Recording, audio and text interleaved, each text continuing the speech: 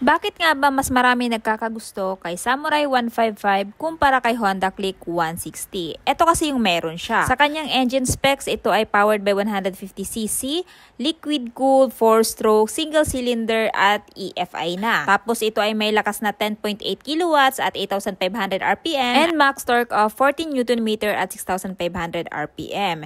Hindi ka na rin mabibitin sa long ride guys dahil meron siyang malaking fuel tank capacity kumpara kay Click na 6.5 liters at kaya ito umabot up to 33 to 38 km per liter. Sa mga lady rider ay friendly na din itong motor na to dahil ito ay may magaan lamang na tibang na 108 kg at may seat height na 775 mm at ground clearance 110 mm kaya naman kung may height ka na 5 flat ay kayang-kaya mo tong abutin. Ito rin ay naka fully LED lighting system, meron na din siyang USB charging port, naka keyless system na din siya at meron na din siyang idling stop system at combi brake. Napaka-compact nga ng scooter na to dahil meron siyang malaking underseat storage na kasya ang half-face helmet at meron ka pang mailalagay na raincoat. Sinamahan pa ng dalawang front pocket na kung saan may charging port na pwede mo mapagsaksakan ng cellphone mo. Kaya naman kung ganitong scooter yung gugustuhin yung bilhin ngayong taon, ito ngayon ay may presyo na 91,900 pesos. Kung kukunin nyo naman ng installment, down payment is 5,000 at monthly sa 3 years na 4,268 at available lamang sa Mitsubishi